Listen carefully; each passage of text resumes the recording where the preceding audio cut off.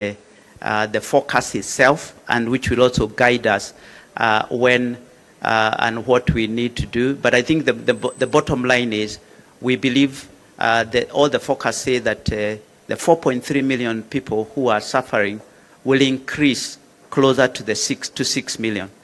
So the forecast for the next 12 months, we do not believe is going to have any major impact in terms of reducing the suffering that we are seeing with the drought.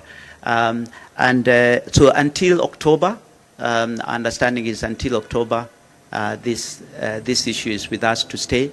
And even by the time we get to October, remember the impact, the people who've lost livestock, the livelihoods they have lost, the water challenges we have will continue to be sustained for a very long period of time. So even if we had rains from October or whatever date, we are unlikely to see this mitigated in the short term. And that's why we need to continue to focus on this agenda. The second question, Chris, if you remind me. On the long-term plans. Yes, on the long-term plans, as we have some committees working on the short-term support elements around food distribution, money transfer if necessary, the repair of boreholes in partnership with KDF. We are also separately working on how we should think about the interventions for the long term. We are incorporating partners who understand that area, in particular focusing on areas in ASAL counties which rely on livestock, and thinking about partnering with ministries that are involved in this area, including Ministry of Water, Ministry of Agriculture. So we'll be coming back to you with clear plans on solutions that we need to consider. And I do not want to preempt what that team is doing. But as the chairman of the Media Association has also said, it is also starting to appeal to Kenyans to realize that some of the issues we are faced with respect to the drought, many of the issues are related to climate change. So it is also working to ensure that we link with some of the other initiatives on climate mitigation and adaptation efforts, including planting trees, but certainly the specific interventions will come through in the next month or two as we finalize those long-term plans, and those should allow the government to influence the budget process, the policy elements, both at a national level but also at a county level. A question from Cecilia of Lookup TV asking about the number of counties, if we've had any additional counties joining the classification of ASAL. So far we have, I think I should ask the head of NDMA to answer that question so that I don't get the facts wrong. Kano, you want to come and answer? Thank you very much. It's not additional counties, there are pockets of wards within 9 counties which have equally been affected, contributing to a population of 846,000 Kenyans who are food insecure. Thank you. Thank you. Shall we take another round of questions? Yeah, to my right. Yeah, go ahead. My name is Bernard Gitau from Media Max. I would like to know the numbers of Kenyans who are suffering that you have given. Have you included those in urban towns? How many Kenyans in urban towns are suffering because of drought? Then the other question goes to NDMA. You can give us maybe the numbers of livestock so far the pastoralists have lost, and maybe you can give us how much in terms of cost they have lost. Thank you. I didn't get your name? Bernard. All right. Yeah. 2 more. All right. Okay.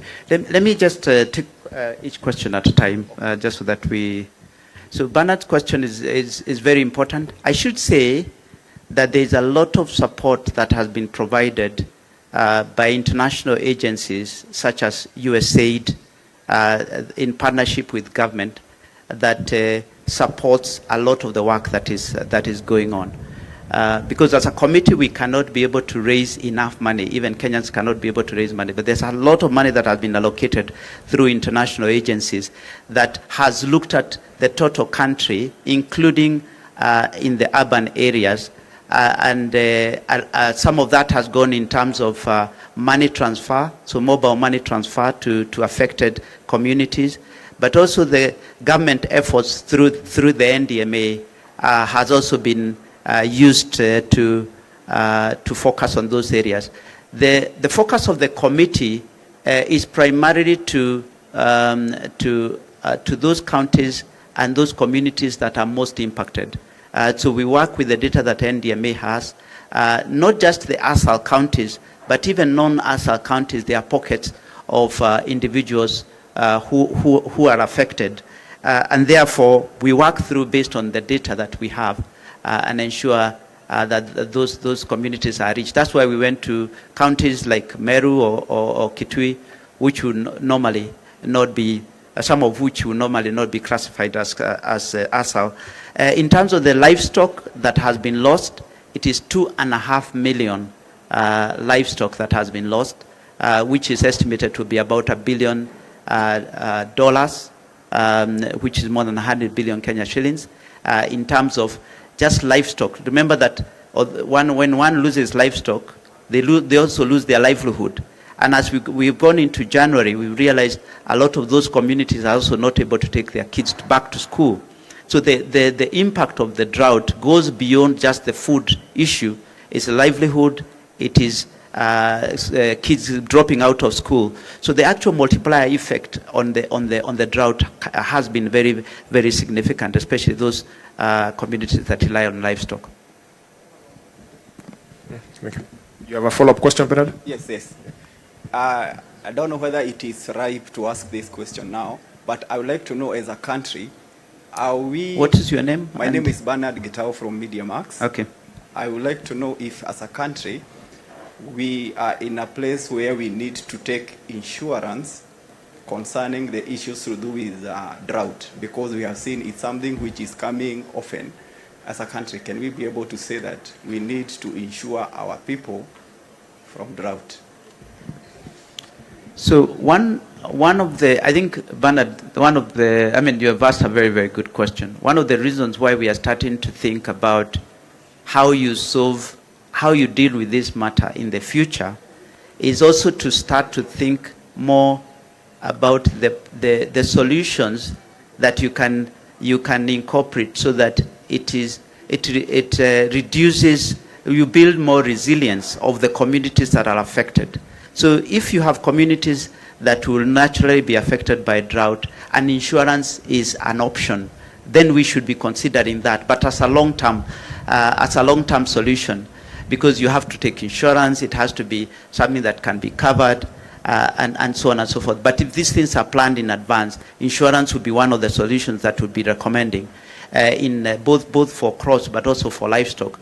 But it needs to be done in a coordinated way. Even the front end support in terms of emergencies, the early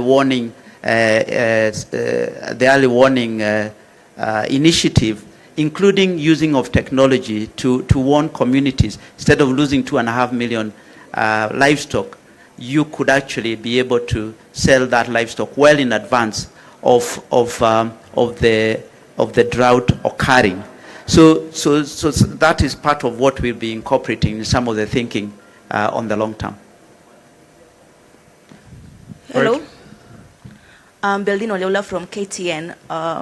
During the 2011 campaign, Kenya for Kenyans, we had allegations of corruption and misappropriation of funds, and the contribution never went to targeted people. How different are you running this campaign? Yeah, that is a very, very good question. First of all, this campaign is steered through this committee, which has been gazetted to steer the committee. It is not an ad hoc campaign. It is a structured committee that has proper governance structures. We have 5 subcommittees that we have created, a resource mobilization subcommittee that appeals for raising of the funds. We have one that actually distributes those funds in terms of food and other initiatives that we are undertaking. We have a governance committee that actually focuses on how we are operating, how we are distributing, the cost of the food that we buy, how we distribute it, and so on and so forth. And we have incorporated accountants, so PwC is doing a lot of the accounting work for us, for free actually, and Ernst & Young will do the audit of everything that we do, so there will be real accountability. Then of course we have the communication and awareness campaign, which also incorporates the media, and then finally we have the long-term and sustainability committee. So we have enough structures that ensures that we will make sure that the money that has been raised, and actually probably that's the reason why we took a little bit, about a month to set up those governance structures. But now we feel we are at a place, we have the right governance structures to ensure that any money that comes into our accounts or the committee's responsibility, we can be able to deliver it. And even the partners that we sign off with, we make sure that the relationships are done in a way that allows us to hold the highest level of accountability and responsibility in the same way that you'd expect these initiatives to be run. So we are very much aware that there are some issues that have arisen in the past. Right, thank you. And Stephen Gitagama did say, it is also the media's responsibilities and the public responsibility to hold us to account and to ask us to demonstrate that we have delivered our mandate in a way that delivers the highest level of governance standards, but also accountability. Thank you, Peter. Any more questions?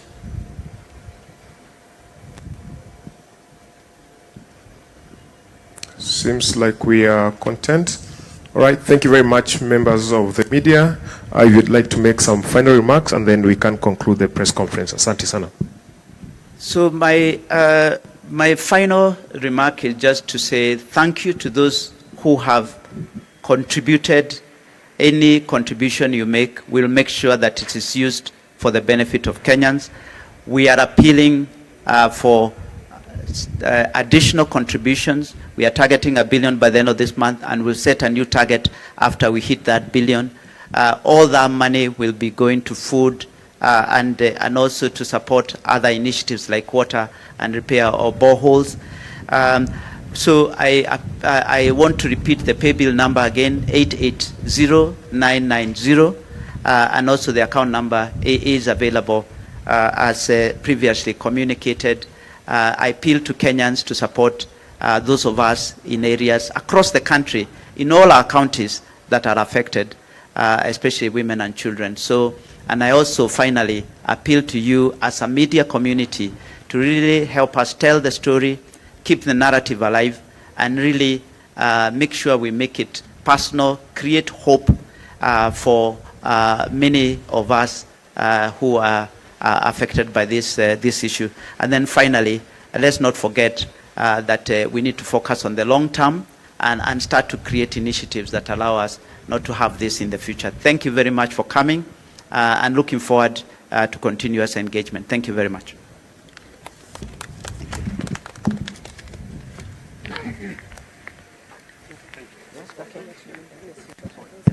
Yeah, and also we have the social media handles for Wakenya Tulindane. So across from any of your favorite social media handle, it's Wakenya Tulindane. You'll get more information there, as well as we are available to you to provide any more information should you need or require. Asante sana and have a lovely day. Thank you.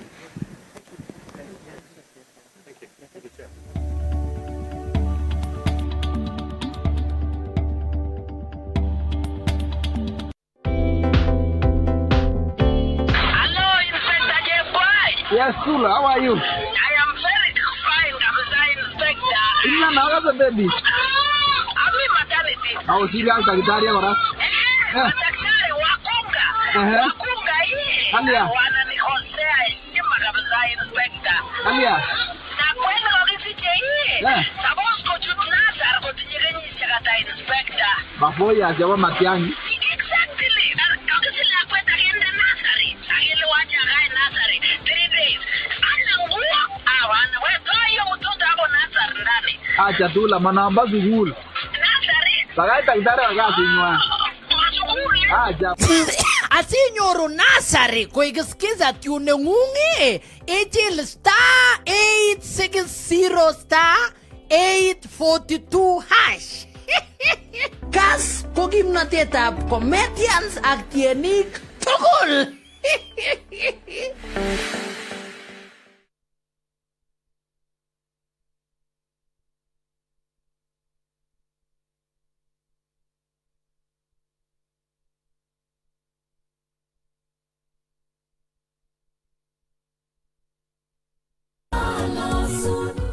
Kainenyu kolea Kemboi Komen. Negimitei eng tetutik chotok choboto kasilosu, kasakasu ak tetutiet notok nebo lagok. Tienwogik chotok cheiberurin chekonin komongunet ak kora chotok cheiberurin